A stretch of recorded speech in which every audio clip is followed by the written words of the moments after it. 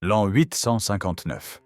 Une flotte de 62 navires vikings quitte la Loire et met le cap vers le sud, embarquant pour une expédition qui va terroriser toute la Méditerranée.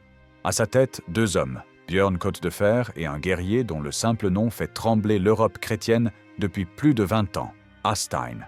Hásteinn n'est pas un viking ordinaire. Là où d'autres chefs se contentent de piller et de repartir, lui déploie des stratégies qui laissent ses adversaires médusés. Son histoire débute en 838 lors de la prise d'Amboise, mais c'est en 841 qu'il révèle sa vraie nature. Ce jour-là, à Nantes, un jour de la Saint-Jean, alors que la ville célèbre en toute insouciance, les dracars de Hásteinn surgissent des brumes matinales. L'évêque est tué et la cité tombe. Ce n'est que le début d'un règne de terreur qui va durer plus de 50 ans. Pendant 10 années, Hásteinn écume la vallée de la Loire, puis l'Aquitaine. Il n'est pas comme les autres raideurs qui frappent au hasard. Chaque attaque est calculée, chaque retraite planifiée. Il transforme ses raids en science, étudiant les défenses ennemies, exploitant leurs faiblesses, frappant là où on ne l'attend jamais. En 858, il lance une campagne massive contre la péninsule ibérique et le sud-est du royaume franc. Lisbonne subit 13 jours de pillage ininterrompus. Séville, Porto, Barcelone, Arles, Marseille tombent les unes après les autres. Ce ne sont pas de simples raids, c'est une démonstration de force orchestrée avec une précision militaire.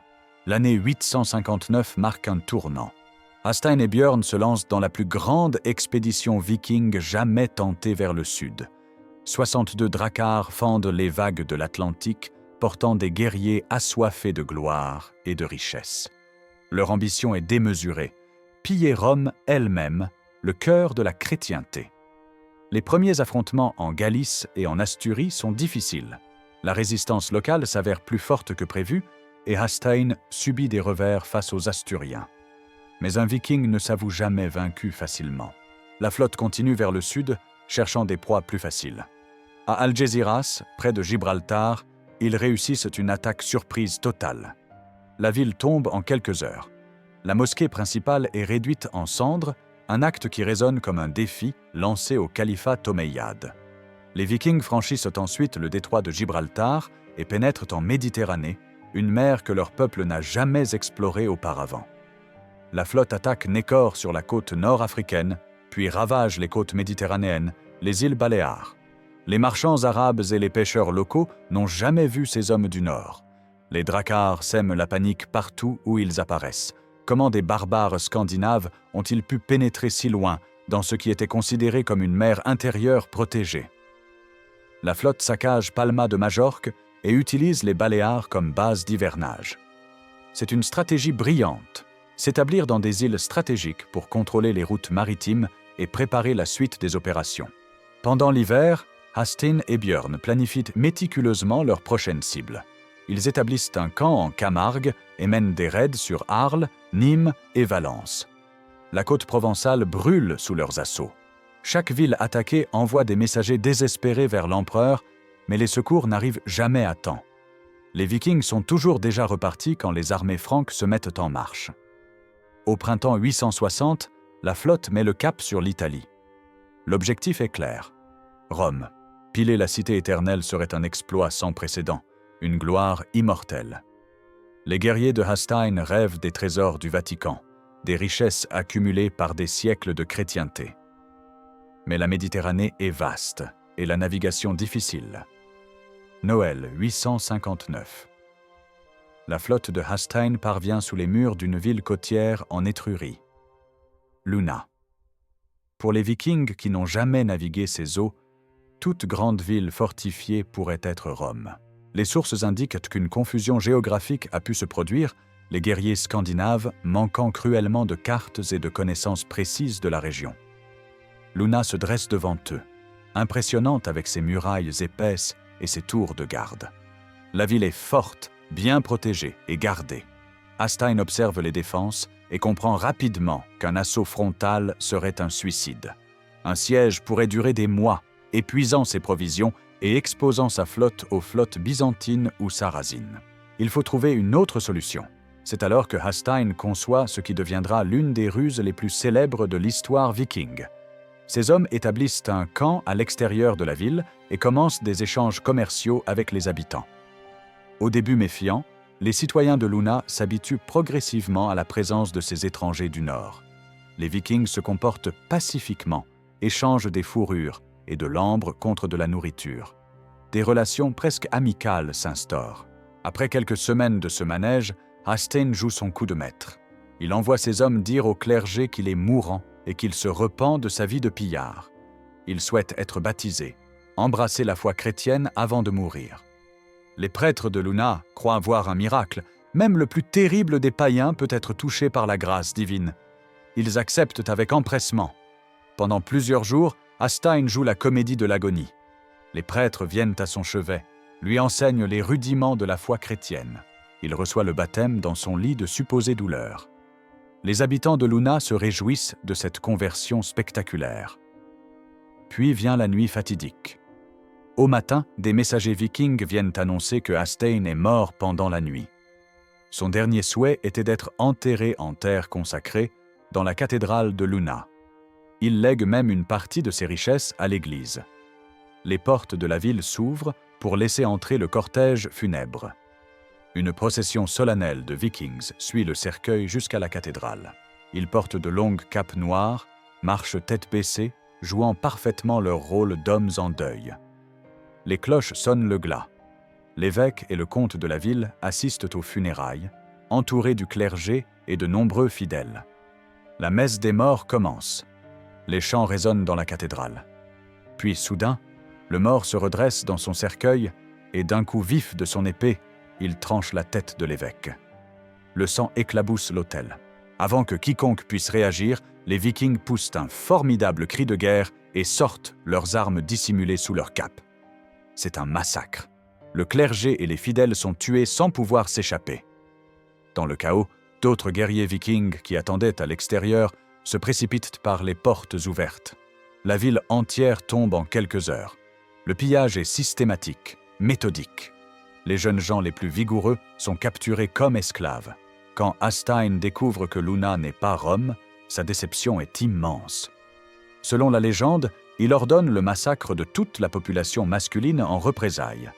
Cette erreur géographique devient une humiliation qu'il transforme en rage meurtrière.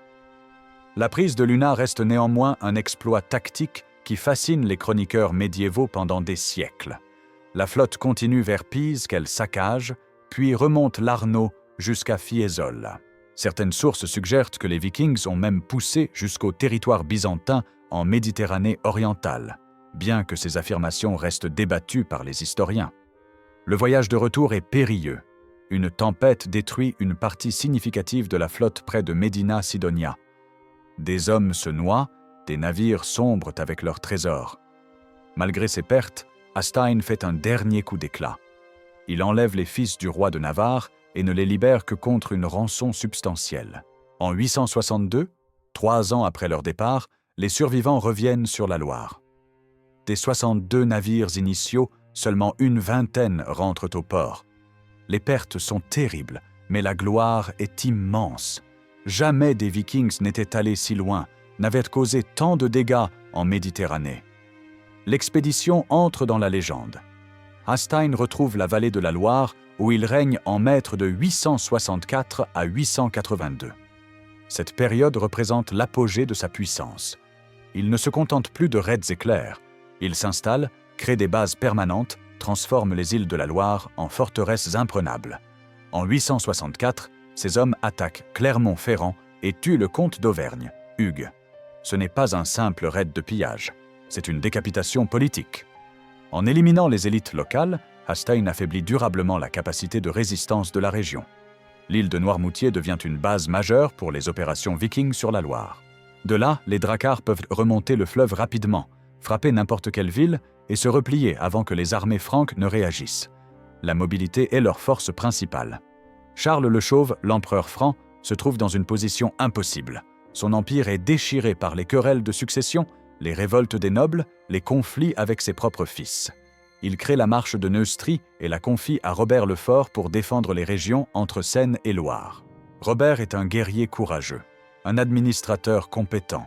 l'un des rares nobles sur qui Charles peut encore compter. En 862, Robert enlève 12 vaisseaux vikings sur la Loire. C'est une petite victoire, mais elle redonne espoir aux populations terrorisées. En 864, il attaque et disperse 2 corps normands. En 865, il tue 500 vikings qui avaient brûlé Poitiers. Robert le Fort devient le cauchemar de Hastin, le seul homme capable de lui tenir tête. Novembre 8, 166. Hastin s'allie temporairement au roi breton Salomon pour une expédition contre l'Anjou, le Maine et la Touraine. Cette alliance tactique montre la complexité de la politique de l'époque. Les Bretons, eux-mêmes en conflit avec les Francs, n'hésitent pas à pactiser avec les Vikings contre leur ennemi commun. La ville du Mans est attaquée et saccagée par environ 400 guerriers. Le pillage est méthodique, brutal. Les églises sont vidées de leurs trésors, les habitants terrorisés.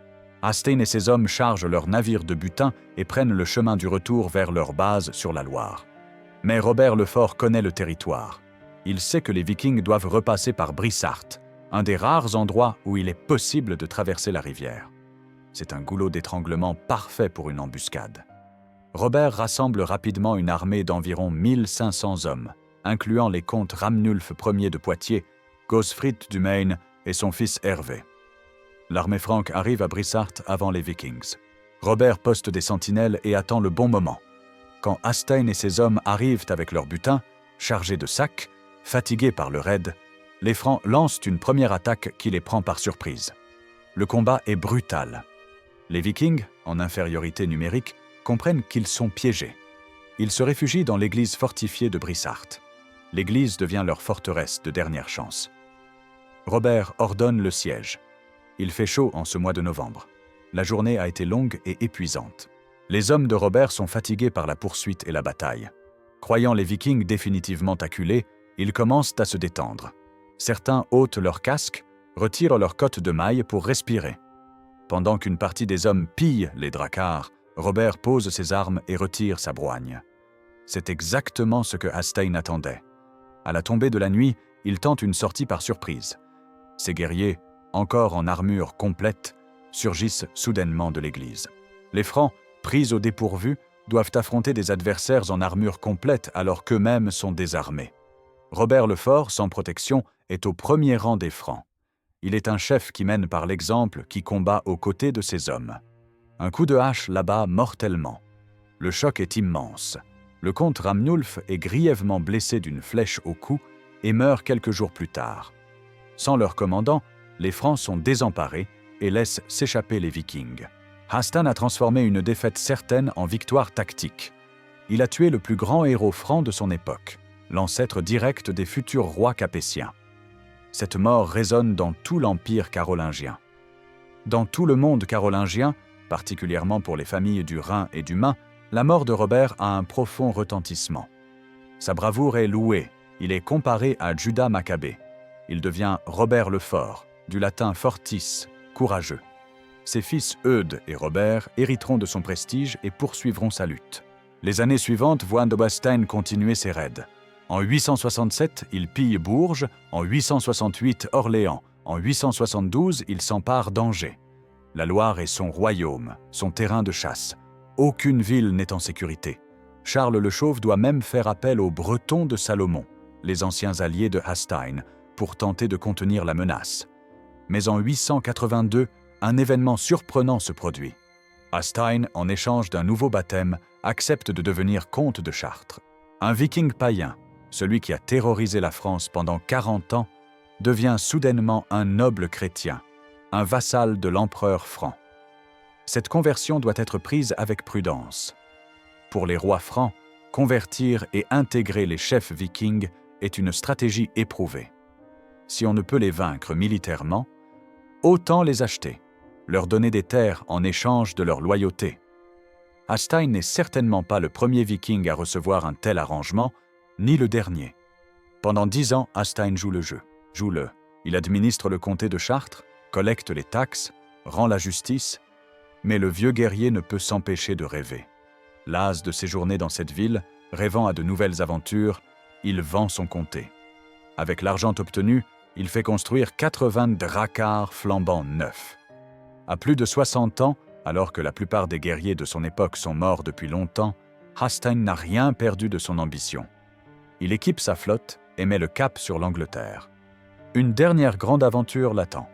En 892, une famine le contraint à quitter la région et il se rend en Angleterre. Les conditions en France sont devenues difficiles. Les terres sont épuisées par des décennies de guerre, les récoltes mauvaises, la résistance mieux organisée. L'Angleterre, en revanche, offre de nouvelles opportunités. Hastin arrive avec une flotte de 80 navires et débarque à Milton Regis dans le Kent qu'il fortifie. Au même moment, une autre flotte de 250 navires arrive à Appledore, également dans le Kent. Cette double invasion représente la plus grande menace viking depuis des décennies. Face à eux se dresse Alfred le Grand, roi du Wessex, le seul monarque anglais à mériter véritablement ce titre. Alfred a passé les dernières décennies à préparer son royaume pour exactement ce moment. Il a créé un système de bourses, des villes fortifiées, réorganisé son armée en 2 relais pour maintenir une force toujours mobilisée. Alfred positionne son armée entre les 2 forces vikings pour les empêcher de se réunir. C'est une stratégie brillante, diviser pour mieux régner. Il ouvre simultanément des négociations avec Hastin, cherchant à gagner du temps ou peut-être à le retourner contre ses alliés. Hastin accepte des termes. Ses 2 fils sont baptisés, avec Alfred et son gendre Ethelred de Mercie comme parrain. Alfred devient ainsi le parrain spirituel des fils de son ennemi.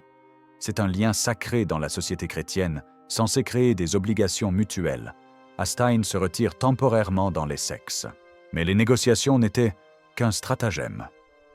Hastin établit un camp fortifié à Benfleet dans l'Essex et l'utilise comme base pour lancer des raids en Mercie.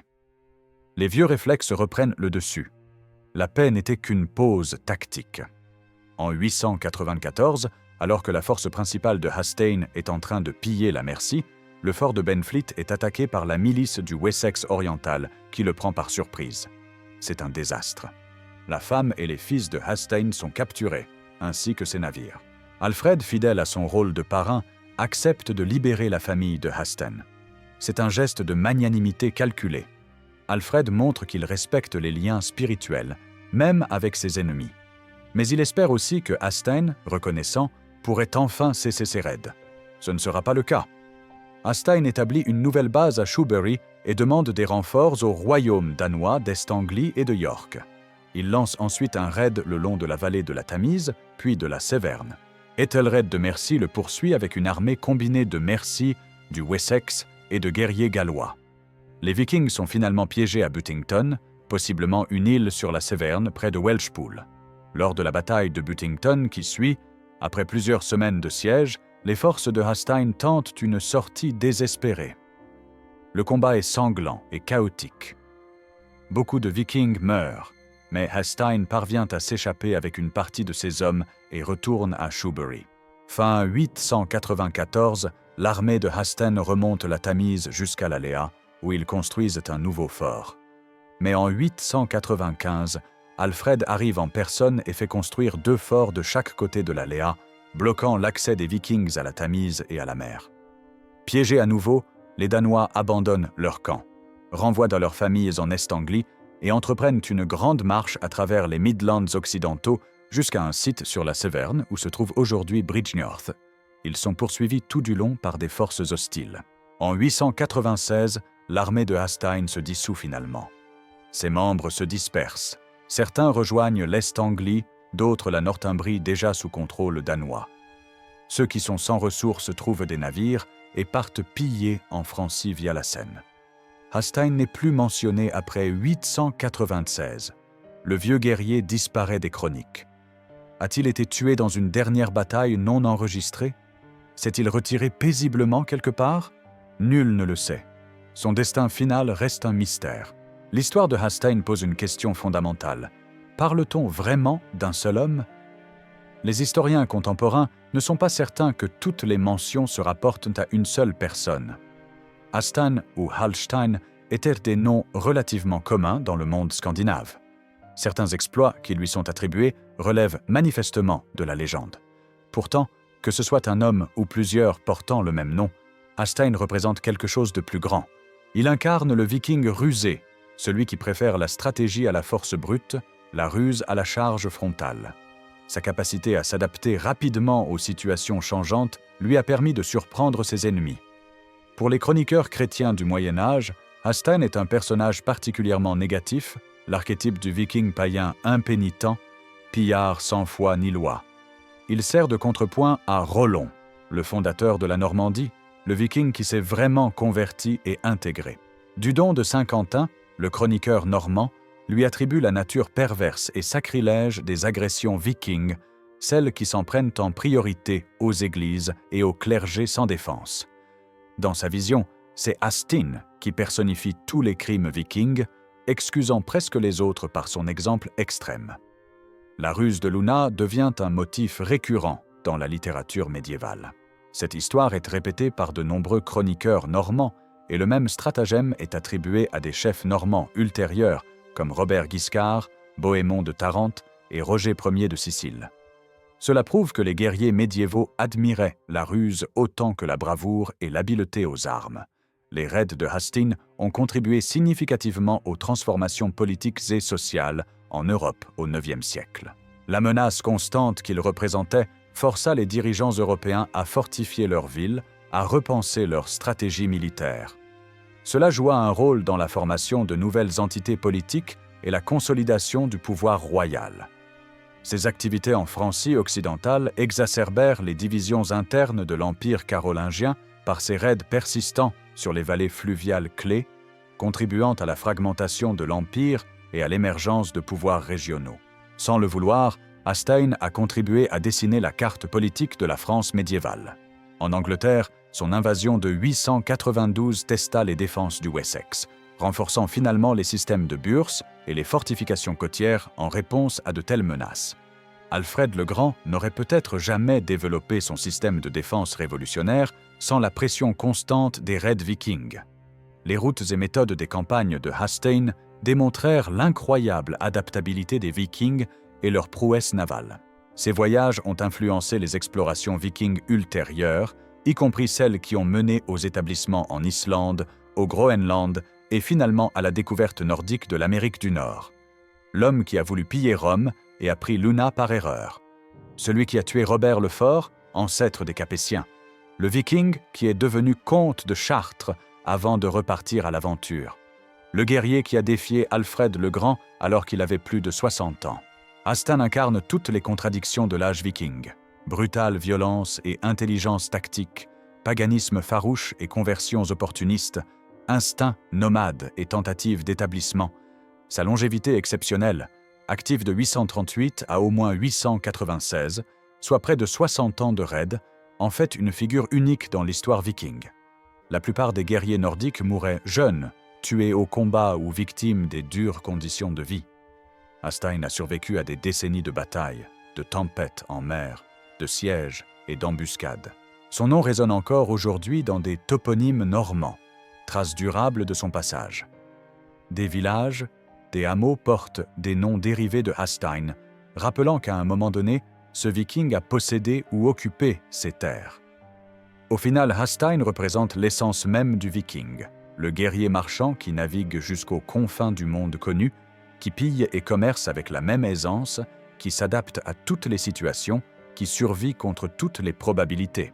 Il est le cauchemar de l'Europe chrétienne médiévale fait homme, la preuve vivante que les barbares du Nord possédaient une intelligence stratégique et une détermination qui les rendait presque invincibles. Quand Charles le Chauve recevait les rapports de raids, quand les moines copistes notaient frénétiquement les dernières atrocités dans leurs chroniques, quand les paysans terrifiés fuyaient l'approche des dracars, un nom revenait sans cesse, murmuré avec crainte et respect, « Hastin le rusé ». Dans les villages de la Loire, les mères menaçaient leurs enfants turbulents. « Si tu ne te calmes pas, Hastin viendra te chercher ». Dans les monastères, les moines priaient « A furor Normanorum liberano, Domine ». De la fureur des Normands, délivre-nous, Seigneur. Et parmi ces Normands, aucun n'inspirait plus de terreur que Hastin. Sa mort reste un mystère, comme il convient à un homme de légende. Pas de grande bataille finale, pas de chute dramatique. Il disparaît simplement des chroniques comme un fantôme qui s'évanouit dans la brume. Peut-être est-ce la fin la plus appropriée pour un homme qui a passé sa vie à apparaître là où on ne l'attendait pas, à disparaître avant qu'on ne puisse l'attraper. Les empereurs pleurent, les villes brûlent, les royaumes tremblent. Pendant plus d'un demi-siècle, un homme a tenu l'Europe en otage, non pas par la force brute seule, mais par l'intelligence, la ruse et une détermination inébranlable. Pour comprendre pourquoi Hasstein a réussi là où tant d'autres ont échoué, il faut analyser ses méthodes. Ce n'était pas simplement un guerrier chanceux. Chacune de ses campagnes révèle une planification minutieuse, une compréhension profonde de la psychologie humaine et une capacité d'adaptation remarquable. Sa première règle, la mobilité avant tout. Les dracars vikings peuvent naviguer dans moins d'1 mètre d'eau, remonter les rivières que les navires traditionnels ne peuvent pas emprunter. Hasstein exploite cette supériorité technique au maximum. Il frappe une ville de la Loire, puis remonte un affluent pour attaquer une cible à l'intérieur des terres, puis redescend avant que les défenseurs ne comprennent ce qui s'est passé. Ces bases sur les îles ne sont pas choisies au hasard. Noirmoutier, l'île batailleuse, ces positions offrent une protection naturelle contre les attaques terrestres tout en permettant un accès rapide aux voies fluviales. Un seigneur franc veut attaquer? Il doit d'abord traverser l'eau, sous le feu des archers vikings, pendant que les dracars sont prêts à s'échapper si nécessaire. La terreur fait partie intégrante de sa stratégie. Quand il tue l'évêque de Nantes en plein jour de fête, ce n'est pas seulement pour le butin. C'est pour envoyer un message. Personne n'est en sécurité, pas même dans les lieux saints aux jours sacrés. Cette terreur paralyse la résistance. Des villes se rendent sans combattre, préférant payer un tribut plutôt que subir le traitement réservé à celles qui résistent. Son utilisation du renseignement est sophistiquée pour son époque. Avant d'attaquer une cité, Hasstein envoie des éclaireurs se faire passer pour des marchands. Ils étudient les défenses, identifient les points faibles, apprennent les horaires des gardes. Quand l'attaque vient, elle exploite exactement ses faiblesses. La ruse de Luna n'est pas un coup de chance. C'est l'application méthodique de principes qu'il a affinés pendant des décennies. Il comprend que les chrétiens valorisent la conversion au-dessus de tout. Il utilise cette croyance contre eux. L'apparente conversion, la prétendue maladie, tout est calculé pour baisser la garde des défenseurs. Hasstein maîtrise aussi l'art des alliances temporaires. Il s'allie aux Bretons contre les Francs quand cela sert ses intérêts, puis attaque les Bretons quand l'opportunité se présente. Il n'a aucune loyauté permanente, sauf envers ses propres hommes et ses propres objectifs. Cette flexibilité politique lui permet de jouer tous les camps les uns contre les autres. Ses guerriers lui sont dévoués parce qu'il les enrichit. Un chef viking qui ne rapporte pas de butin perd rapidement ses hommes. Hasstein remplit les coffres, distribue généreusement l'argent et les esclaves. Ses raids en Méditerranée, bien que coûteux en vies humaines, rapportent assez pour qu'il maintienne une flotte loyale pendant des décennies. Il comprend aussi l'importance de la retraite stratégique.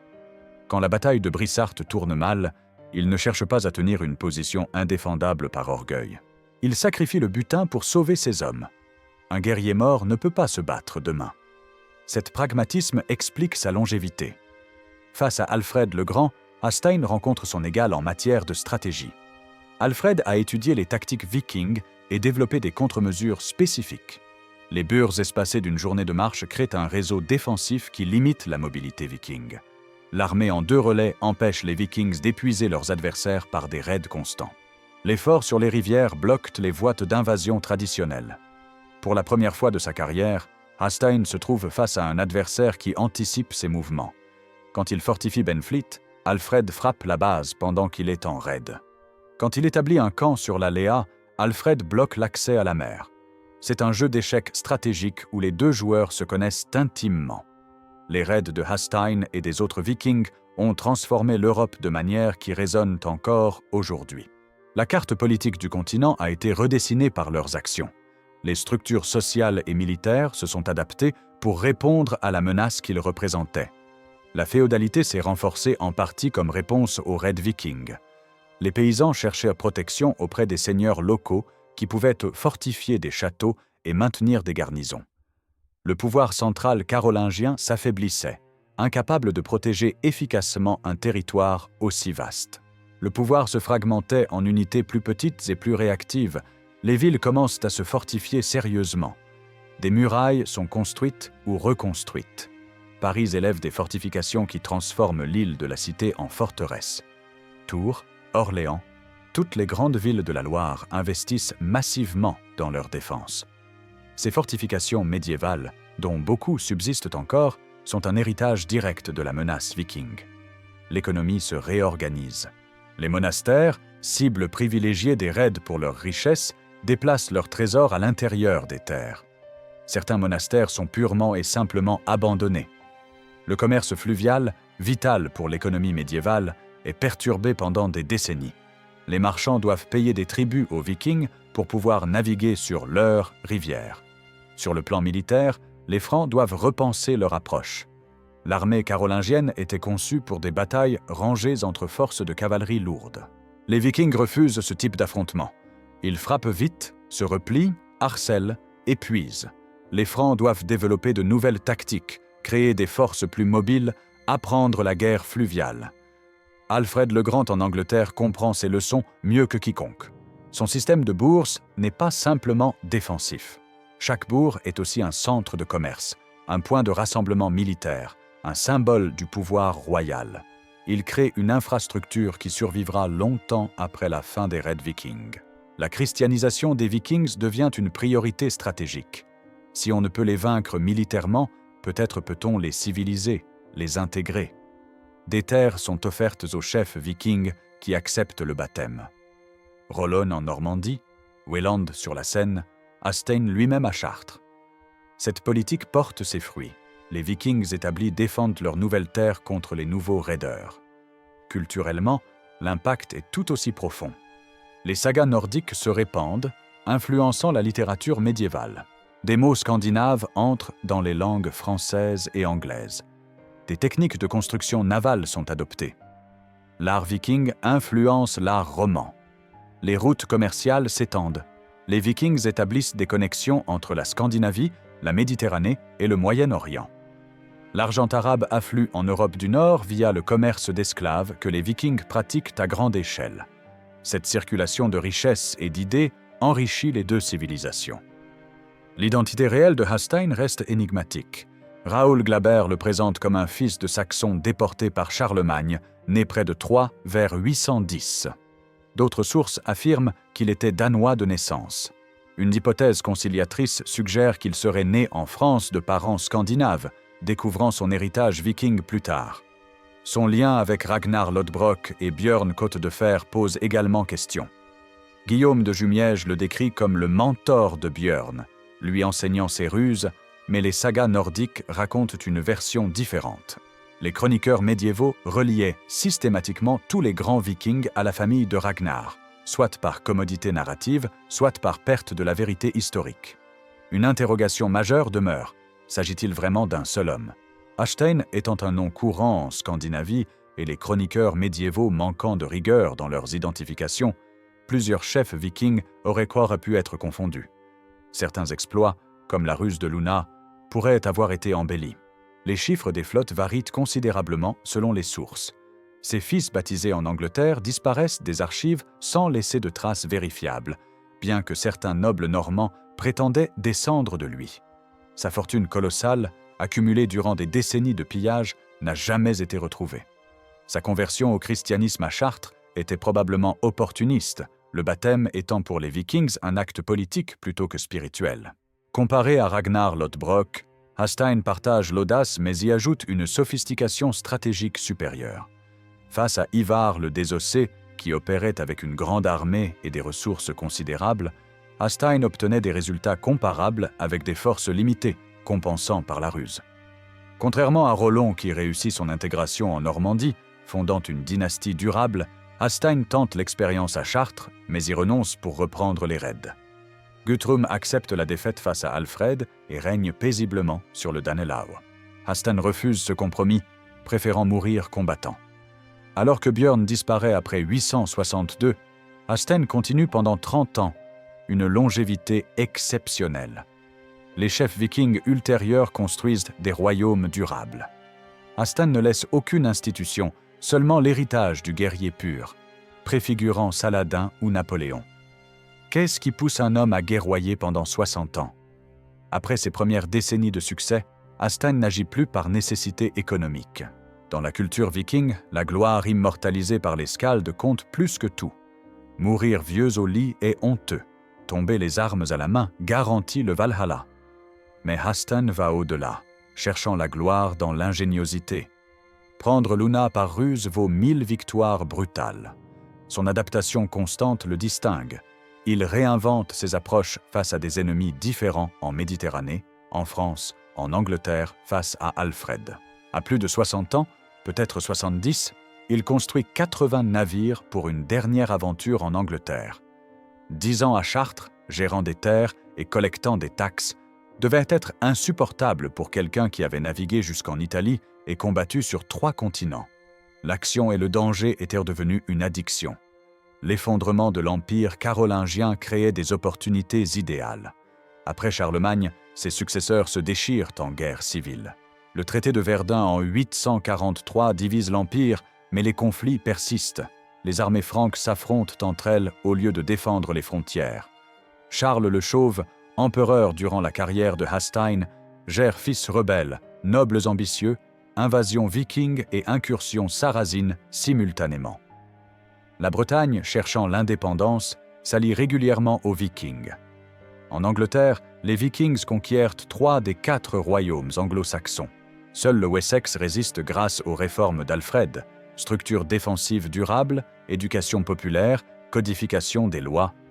La Scandinavie traverse sa propre transformation. Surpopulation, querelles dynastiques et primogéniture poussent des milliers de jeunes à chercher fortune à l'étranger.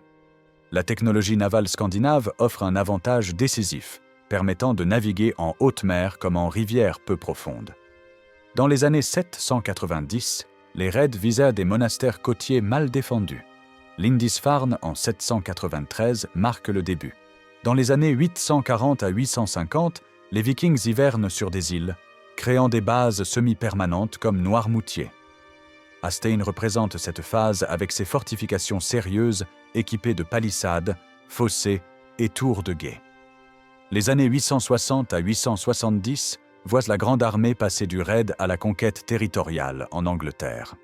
La Normandie en 911 marque l'aboutissement. Rollon reçoit un duché et s'intègre complètement. En 3 générations, les Normands parlent français, pratiquent ardemment le christianisme et construisent des cathédrales. Halfdan navigue entre ces phases, maintenant des bases permanentes, mais refusant l'installation définitive. Les chroniqueurs façonnent l'image de Halfdan selon leurs besoins.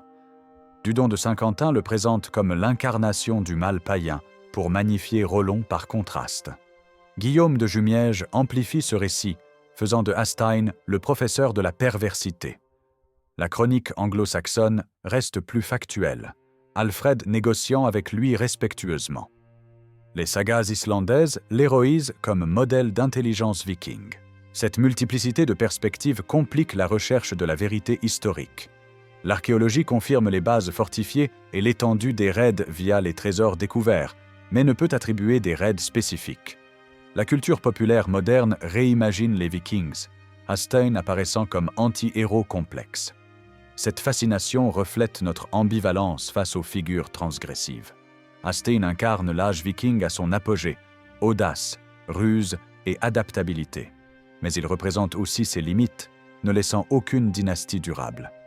Sa mort mystérieuse convient à un homme qui apparaissait et disparaissait comme un fantôme. Les villes pillées se sont reconstruites, mais son nom persiste dans les livres d'histoire et la mémoire collective. Il rappelle une époque où l'Europe se forgeait dans le feu, où un homme pouvait défier des empires par son intelligence. Les empereurs ont pleuré, les évêques ont maudit, les guerriers ont chanté ses exploits.